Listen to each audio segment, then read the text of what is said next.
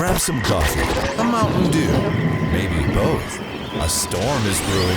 The Brainstorm. Welcome to The Brainstorm with Matt and Mike. Hey, welcome to The Brainstorm with Matt and Mike. We have some large projects that we're working on right now over at Splash Omni Media, and my business partner Mike is heading some of those up. So he's working on those, so he's unable to join me. Today, I really wanted to talk about really kind of vision casting, mission, and even SWOT analysis. So really kind of vision, mission, and strategy. And so there's a lot of confusion. Wow, sounds like I'm confused actually. So there's a lot of confusion that's going around with all of that, right? And this is the time of year that you really want to focus on making sure that your marketing strategy and really kind of your business strategy is intact. Most people want to start around October, between October and November, but in reality, we all know that what ends up happening is you start looking at 2021 in January and February, and it just shouldn't be the case, right? So October, that first part of the fourth quarter of the previous year is when you really need to start digging in and figuring out what next year is going to look like. And so again, today I just want to talk about vision casting. I want to talk about just making sure you're positioning your business correctly, all the way down to the actual strategy itself, right? And so let's just start with kind of the vision. Effective vision and mission casting will provide clarity on who you are and even who you want to become, right? So it's not just if you don't have a really clear vision right now on who you are, you can still cast a vision on who you really want to become 3 to 5 years from now. It doesn't have to just be right now. If you already have a clear vision on what that looks like, and we're going to kind of dive deeper into what and how you create a clear vision. But basically what you want to make sure is you have something in words, basically, that your team and your organization can follow and buy into so they can help you achieve that vision, right? Position you and your organization as the expert in your industry. Whereas a comprehensive SWOT analysis really helps you to unify your team. That's one major advantage. We've done just a ton of SWOT analysis for our clients and for ourselves, but we probably do 30 or 40 a year for our clients. And just having a comprehensive SWOT analysis for your organization really helps unify your team. It also helps the team understand how to maximize your strengths while overcoming your weaknesses and how to take advantage of your opportunities, right? And so the SWOT analysis obviously stands for strengths, weaknesses, opportunities, and threats. And we're going to just talk a little bit about that today as well. But let's jump back up to the top and start more with the vision and mission. So, your vision is kind of your strategic objectives. Like, why are we doing this? Why are we doing what we do? Okay, and what is it exactly that we want to look at? And what do we want to look like? So 3 to 5 years from now, is your current clientele really your best clientele?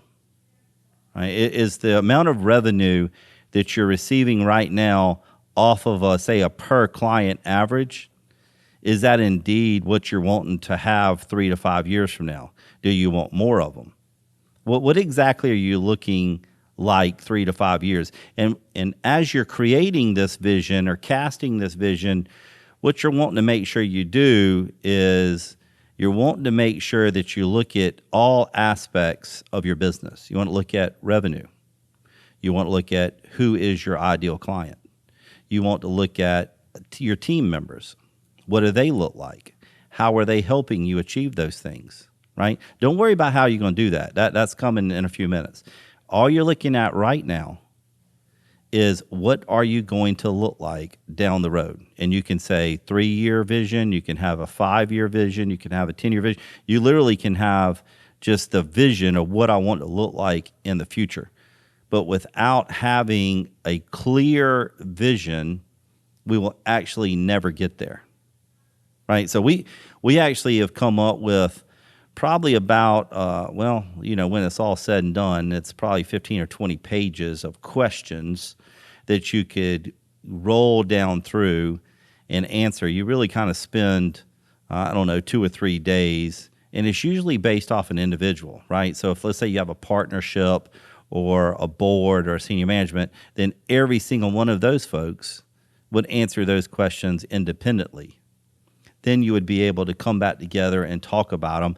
And the things that everybody in the room agree on, then those are the things that start to comprise your vision, right? That's how you start crafting your vision. And what ends up happening is you want to turn that into, say, a 3 or 4 page vision, so you can very easily convey that to your senior management team. From there, once you got your senior management team bought into your vision, then what you're going to do is you're going to have them help you roll that out to your entire organization, right? So the mission, I know I talked about vision and mission. There's 2 different things. Your mission is kind of why you do what you do, right? Your vision is who you are and who you want to become. From there, you start getting into strategy. When you look at strategy, is how are you going to do it? So when you're casting your vision, you're not going to worry about, well, how am I going to do that? Let's say I want to double my clients. Well, a lot of people will sit around and say, well, how are we going to do that? Well, you don't want to worry about how you're going to do that at this moment, right? What you want to do is just talk about, I want to double my client base, or I want to have 100 clients at X amount of recurring revenue. Well, how are we going to do that? Well, that's strategy. That's not vision. And so what we want to do is just sit down, and you want to make sure that you understand what you need to take your company to the next level, or whatever level that is. If you want to do a 10-year vision, then you might be 2 or 3 levels from now. Like, you have to slowly get to that point. But don't worry about that. Don't worry about how we're going to get there, what levels we're going to have to do between now and then. Just simply worry about what it is that I ultimately want. Are you looking to sell your business one day? Is it a legacy business where you're wanting to someone to inherit it? Is it something to where you have an ESOP, so you have your employees actually have ownership in your business? So that's what we're talking about today. We're really talking about vision, mission, strategy, SWOT analysis. And we're breaking all that down. I really appreciate you joining us here on The Brainstorm with Matt and Mike. Hey, also go to thebrainstormradio.com. You can subscribe to our podcast. You can subscribe to our YouTube channel. We video record all of our shows. So if you're listening to them live on the radio with us here at 100.7 The Point on Monday mornings from 9A to 10A, then obviously all you're doing is hearing us verbally. But you can also go to brainstormradio.com and subscribe to our podcast and subscribe to our YouTube video so you can actually see us. I have a perfect face for radio, so obviously if you prefer to listen to us, it'd probably be more pleasing to you. But thanks for listening to The Brainstorm with Matt and Mike. And today, again, we're talking about vision, mission, strategy, and SWOT analysis. All right, so basically what we have is we have a mission. Why do we do the things that we do? Then we have vision casting. Who is it that we want to be? Where do we want to be 3 to 5 years from now, okay? Then we have things like policies and standard operating procedures, like standards and guidelines, like what is required in order for us to get to where we are wanting to be from a vision perspective, okay? Then you start talking about the actual strategy. The strategy is how we're going to do it. How will we do it? So that's the processes, the procedures, the training, the tools, the equipment, right? The marketing, the advertising, right? So that's the strategy piece. And that's going to take some time, right? The vision actually, once you figure out why we do what we do, what I want the business to be down the road, right? Those actually should come to the leader much quicker than the actual strategy, because now you're going to need that senior management team. You're going to need some support to figure out how we're going to do what we need to do to get to where we want to be. So obviously there's some worksheets out there. Obviously we've developed some ourselves here at Splash Omni Media. You can reach out to us. You can always give us a call as well at here locally at 803-785-5656. Pretty easy number to remember. Again, that's 803-785-5656 for a phone number. You can reach out to us. But primarily, you can also go to thebrainstormradio.com. You can fill out a contact form. We'll be happy to get back in touch with you. You can engage with us on social media. Lots of ways to ask any questions that you have, and we'll be happy to engage with you and get those answers back. Okay?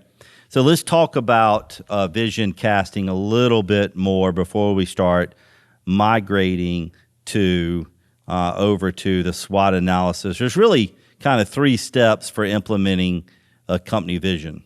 First, you have to know the vision. That means you had to create it. You had to answer the questions.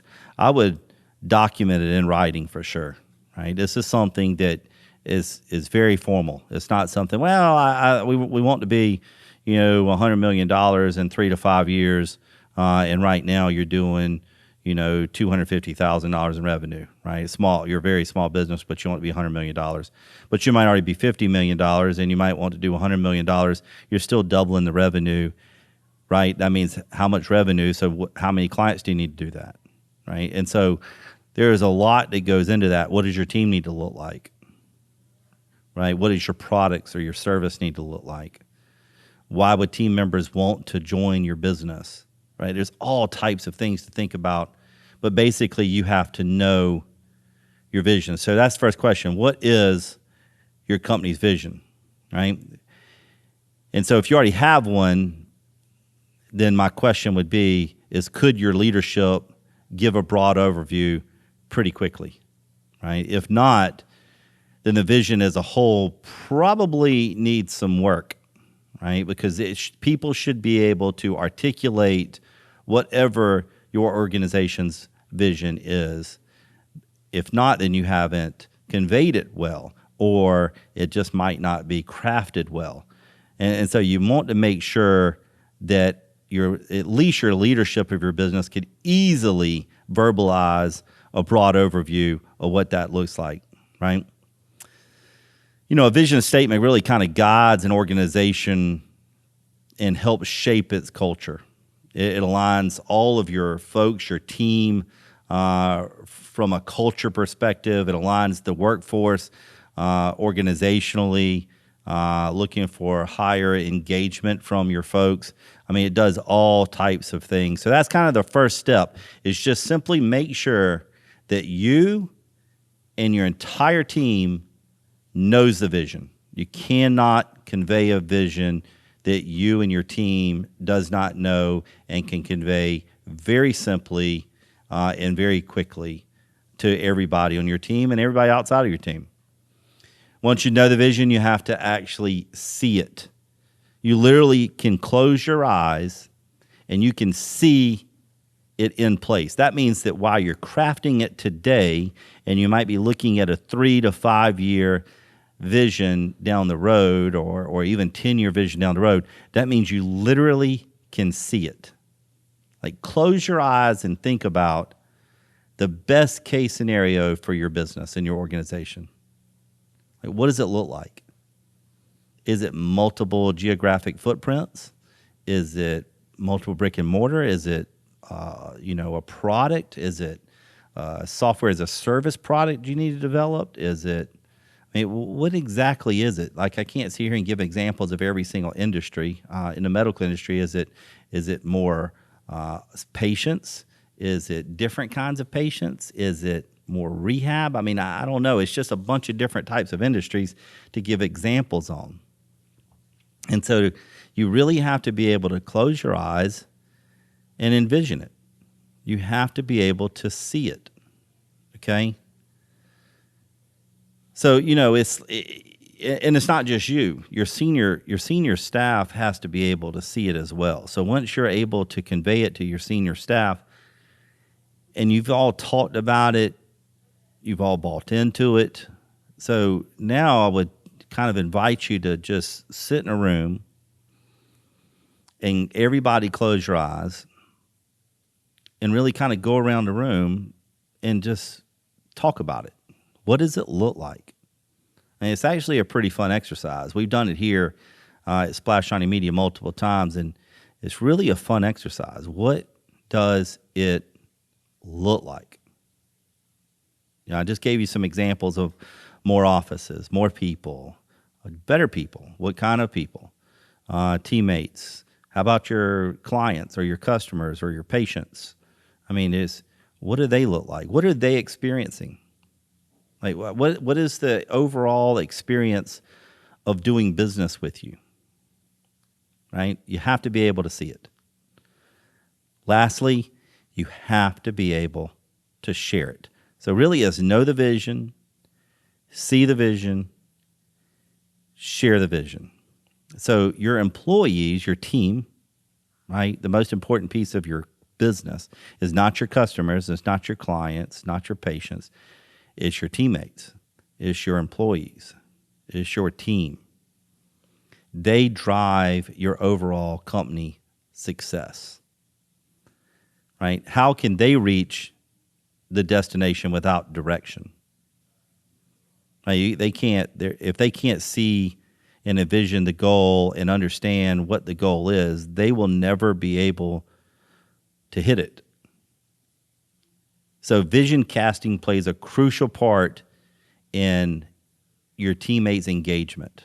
Like, you want them to buy in, right? Start back up at the mission like we talked about. Why do you do what it is that you do? Why do you offer what it is that you offer, right? Then the vision is who you're going to look like while you're doing the things you do or offering the things you offer. And so with that being said, now we can see the target, we can buy into the target, and we can shoot for the target. It needs to be big, right? Big, hairy, audacious goals, right? A BHAG goal, right? I mean, if you set your goal too low, you're probably easily going to hit it. Then you get all pumped up about hitting your goals, but yet you really didn't make that big of a mark of what you really wanted to do. So your vision can't be something small. Make your vision something that's powerful. Make it count. Like, impact the clients or the customers or the patients. Make it impactful, right? Make it impact those people and make it impact your team. And then they will make sure that it's impactful. So that's what you want to do. You want to know the vision, see the vision, share the vision to your team. Okay? So that's vision casting. And again, here at Splash Omni Media, we can help you do that. We do that with a ton of our clients. This is that busy time of the year where we're doing that. Most of our clients already have a vision that we've helped them craft and cast to their team. And so now what we usually do on an annual basis with them is we're sitting down making sure that the strategy is in place, how we're going to do what it is that we need to do in order to continue moving towards the overall 3 to 5 year vision, right? The mission never changes. The vision changes not very often, right? The strategy actually can change quite often. So now let's just kind of jump into a SWOT analysis, man. A SWOT analysis is so cool. Usually when we leave a room, depending on how many people are in your leadership team, man, when we leave a room, the room is absolutely full of those gigantic sticky notes all the way around the room, 360 degrees, because what's going to happen is we're going to come in as a facilitator, and we're going to facilitate understanding your team's conversation and understanding of your strengths, weaknesses, opportunities, and threats. And the reason why you want a facilitator to do that is because you do not want someone who has a biased or preconceived understanding or thought process about your products or your services or your pricing or your offering.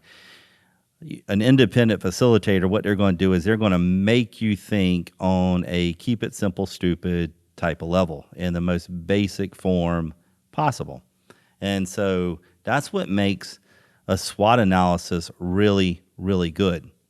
Again, you're listening to The Brainstorm with Matt and Mike, and we really would appreciate it. You guys going to thebrainstormradio.com, subscribing to our podcast, subscribing to our YouTube channel, and we really appreciate you guys listening and joining us on the radio on Monday mornings from 9 a to 10 a on 100.7 The Point. I'm Matt Thompson, and I love helping clients walk through vision casting, developing a great mission plan, creating a SWOT analysis, and a marketing and advertising strategy, just an overall business strategy to help sustain success, help build success, help map out success, and help sustain success. And SWOT analysis is a great way to do that: strengths, weaknesses, opportunities, and threats. So let's break down what a good, successful SWOT analysis looks like for you. Okay, let's start with the strengths. Strengths it's an internal scenario, right? We're talking about internal factors. That's what your strengths are. It's your strengths of your team, your organization, your products, your service, your pricing. Now, I'm not saying all of these things are your business strengths. I don't know your business. I don't even know your industry because I don't know who's listening or who's watching, obviously, right? But what you have to do is you have to think on that level. They're internal factors. So some questions might be, what are your business or selling advantages in your strengths category, okay? You might want to think, what do you do better than anyone else? That's main. That's your differentiator. That's a main point. Most people, when you say, hey, what really is the strength of your company, people always start off, oh, well, my people. Really? So everybody else's people suck? Probably not. Okay, there's probably good people at every organization. So really, that's probably not your differentiator, right? Or how about my service? So all other business services suck? Probably not, right? And so you really have to dig a little bit deeper than just those, surface level comments. Oh, my people, my service, I answer the phone on the first ring, all that type of stuff. What is it really that you do better than anyone else? There's something there. I can guarantee it. I can guarantee it that you do something better than anybody else, than any other organization that does what you do something better. There's no doubt. We have to find out what that is. Now you can kind of tell why you want an entire group of people in the room with you, right? This isn't something that you just sit there and figure out on your own, right? This is a team effort. You want your senior management in there. Sometimes, depending on the size of your organization, you might want the whole team in there. I don't know. The more, the better, I can tell you that, because they might have some input and some ideas that's this fresh, this new, this out of the box. Some other questions that you could ask are things like, where are you making the most money? Right? That could be a strength, right? And so what do others see as your strengths? That might be a great question of asking. Like, what unique or low-cost resources can you draw upon? Like, there's all kinds of things that you can think about your strengths. But your strengths that's what we're going to work on, because we want to capitalize on those strengths. Like, we want to lay those out. We want to spend a significant amount of time on your strengths, because you're already strong in that area.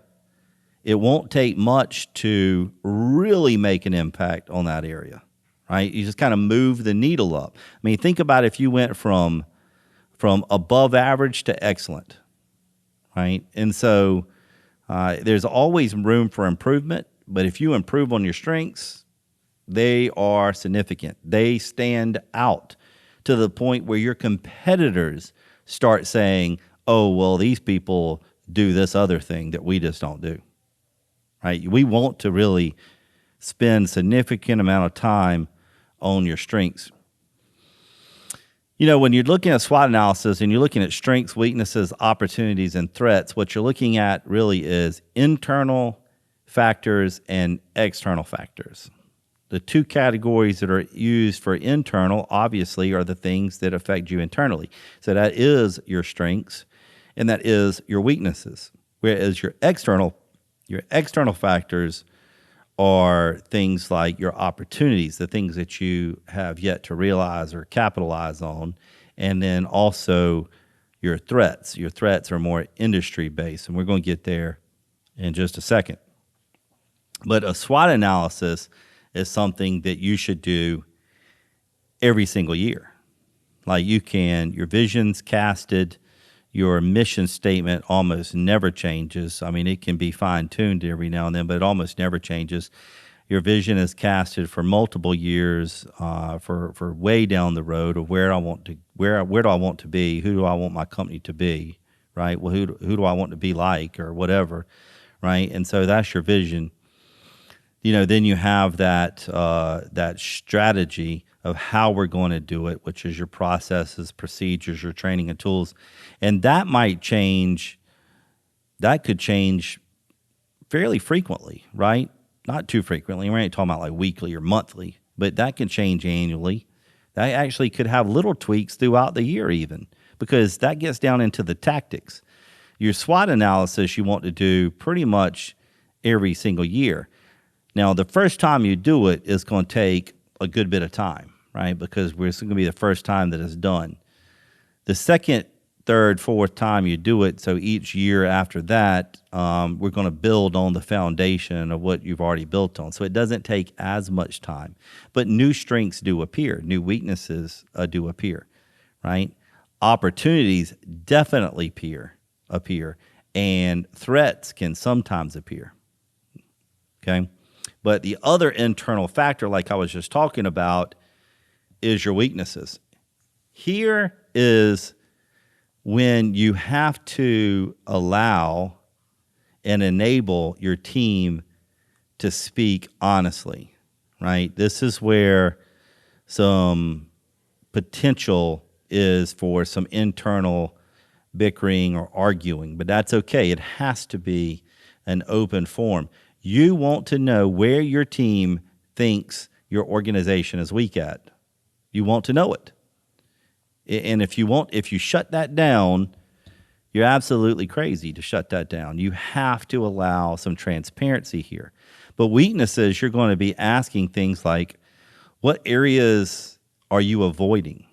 Like you're purposely avoiding growing in these areas. Why? Because you're weak there, right? So we need to understand what those areas are. And everybody at the table needs to do this. Remember what I said earlier, that a SWOT analysis is a unifying type of exercise. People come together when they have a voice at the table. And then when they leave after you've gone through all the strengths, weaknesses, opportunities, and threats, then you are very unified, right? Because what ends up happening is how we do it. We have all of these sticky pads all over, the large pads all the way across the room. And then what we do is we do a video summary of everything that was talked about with suggestions of how the SWOT analysis went and suggestions of how to move forward, especially in the areas of your weaknesses. Another weakness question would be, where do you lack resources? Like, do you need more teammates? Do you need more funding? Do you need more equipment? Do you need more products? I mean, so on and so forth. Where do you lack in your resources? Here's another one. And I bet you every organization that's listening has this. Where are you losing money? Like, where are you losing money? Do you have a product that everybody wants, but is priced so poorly that everybody wants it because it's cheap and you make no money off of it? Do you have a service that that you simply just are losing money on? Or you have the wrong types of clients? Or are you overstaffed? Do you have different kinds of equipment than you need, so your efficiency isn't running at peak efficiency? I mean, there's all types of places I can guarantee you that you're losing money. Basically, what needs improvement? You have to dive into that. And what do customers or employees complain about? What have you heard your employees complain about? What have you heard your customers complain about? This is the time where you're addressing them. Because if you address them now in this room in a unifying manner, then everybody buys into how to fix it. So you no longer have those issues, right? Because one person cannot fix all the problems an organization has. It has to be a team effort. It will not happen if your entire team is not buying in on it. So it doesn't matter what size company you are. It literally doesn't matter. Now, if you're a sole proprietor and it's just you, then you have these problems, you're in trouble, right? You have to fix them. You're the only one that can look in the mirror and fix the problem. But that's not who usually we're talking to. You're usually talking to medium-sized and larger businesses, and I'm going to tell you that, man, it feels sometimes like you're a sole proprietor and you're it. You're listening to The Brainstorm with Matt and Mike. We really appreciate you joining us. We're in the middle of talking about a SWOT analysis. The whole entire show that we're doing today is on vision, mission, strategy, and SWOT analysis. You can go to thebrainstormradio.com, and you can subscribe to our podcast and our YouTube channel. Listen to us live on the radio Monday mornings, 100.7 The Point. Give us a call at 803-785-5656. Again, 803-785-5656 if you ever have any questions. Again, thebrainstormradio.com. Okay. So in the SWOT analysis, what we're looking at is strengths, weaknesses, opportunities, and threats. Your strengths and weaknesses are all internal factors, whereas your opportunities and your threats are external factors. Opportunities is really where it's at, but you don't jump there too fast, right? We have to make sure we're maximizing our strengths, and we have to make sure that we're overcoming our weaknesses. But now we get into the fun stuff, right? Our opportunities, more clients, more patients, more revenue, more products, more services, et cetera, et cetera. So this is how you're doing. You want to ask questions like, what opportunities are available to our organization? Like, what are they? Let's lay them all out there in the big picture type of way. So now and then you basically dive down from there. What new trends are emerging? So markets, products, services, like what's on the horizon that we need to educate our team on in order to be the leader in what we do and how we do it. How about what product or service niches are competitors doing that you're not? Like, so those are opportunities, right? Maybe even that your competitors are missing. So it could be opportunities are where they're doing something, your competitors are doing it, and you're not doing it. So you could also offer it. That's an opportunity. But think deeper. There could be some things that they're not doing, but you're also not doing, and you could start offering them, and now you just put another differentiator in place. That's a great opportunity. In fact, that's probably one of the better opportunities that you can do. How about what strengths? Go back up to your strengths and you start looking and say, what strengths could turn into opportunities? Like, I'm really good here, but if I added this one thing or do it this one way or change the way that I'm doing it, now all of a sudden you turn the strength into an opportunity, right? How about look at the customer or the client or the patient? How about look directly at them for just a second, right? Thinking about your vision. What is your client? And close your eyes, and what does your client look like 5 years from now? Demographic, psychographic, their aspirations, everything associated with your client, right? What do they look like? All right, now ask your question. Ask this. Ask yourself this. What are some of the new needs or desires of those customers that I can go ahead and start building and putting in place right now? Right? That is an opportunity for sure. How about technology? How about taking advantage of technology? Is there any new technology that I can integrate, or I can get some people to help me integrate into what we're doing right now that would make it better? So all of those types of things are opportunities, and that is where you significantly start increasing your revenue. Man, that's a good spot. I love helping businesses with their opportunities. Likely so, right? Because we own Splash Omni Media, a marketing advertising agency, and a lot of those opportunities surround marketing and advertising, right? And so that's really, we spend a lot of time dedicated to that section of the SWOT analysis. Okay, here's the part where nobody likes. What is the actual threats? Again, this is an external factor. So what you're looking at is threats like, what obstacles do you face? What obstacles does your organization face? How about what externally could harm you? The economy, that's probably one thing, right? If you are in the, let's say, construction business. If you're in the construction business, then interest rates going up, that could hurt. The inability for lenders to loan, like what was happening back in, say, 07, 08, that would hurt, right? And so, there's a lot of external factors associated with the economy, and not just the 30,000 foot view economy, not just the big picture economy, but in little microcosms type of scenario. So the real estate sector, of course, real estate really powers a lot of different things when it comes to the economy.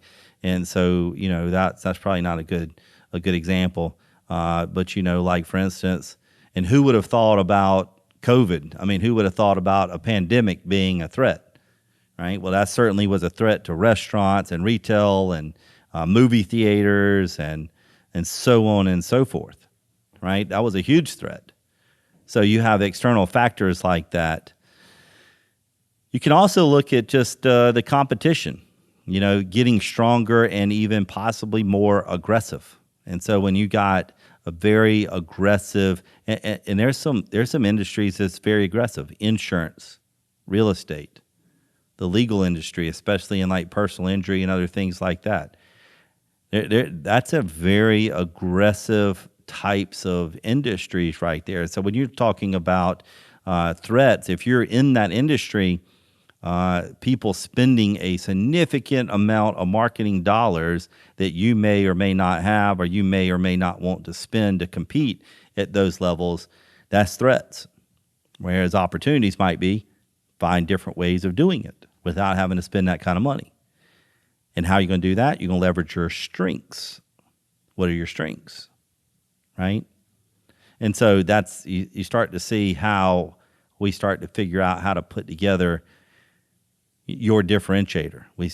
You can start to see how we're putting together your strategy of which to execute in order to make sure your SWOT analysis and your overall business strategy gets put in place.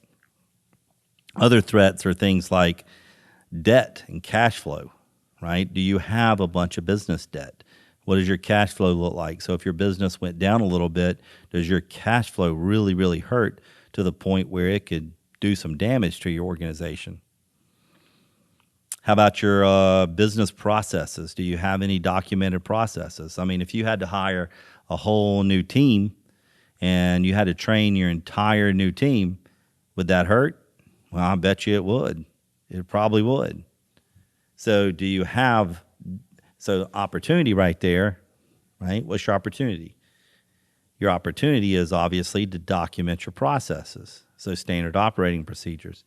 If you can get your current staff to document those, and that's an opportunity to make sure that the threat of lost production over new team members that you haven't been able to train yet, well, you just obviously prevented that.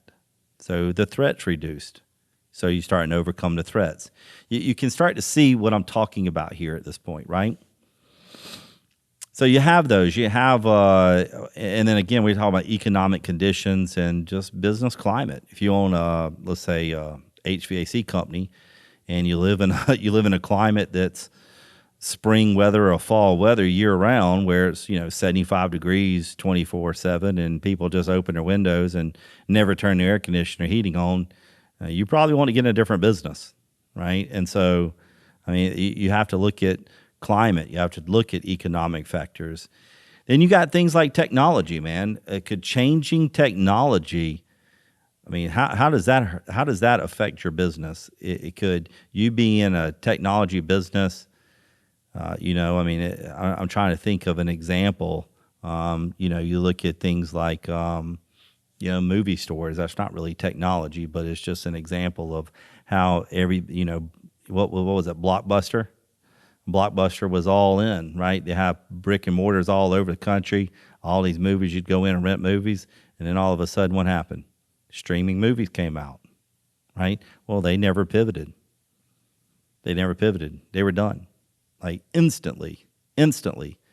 Now our local Blockbuster store is like a pet store. It's been that way for a year, a decade. I don't even know, but I mean, that's exactly what happens. So technology could easily be a major threat. So really, that's an example of strengths, weaknesses, opportunities, and threats.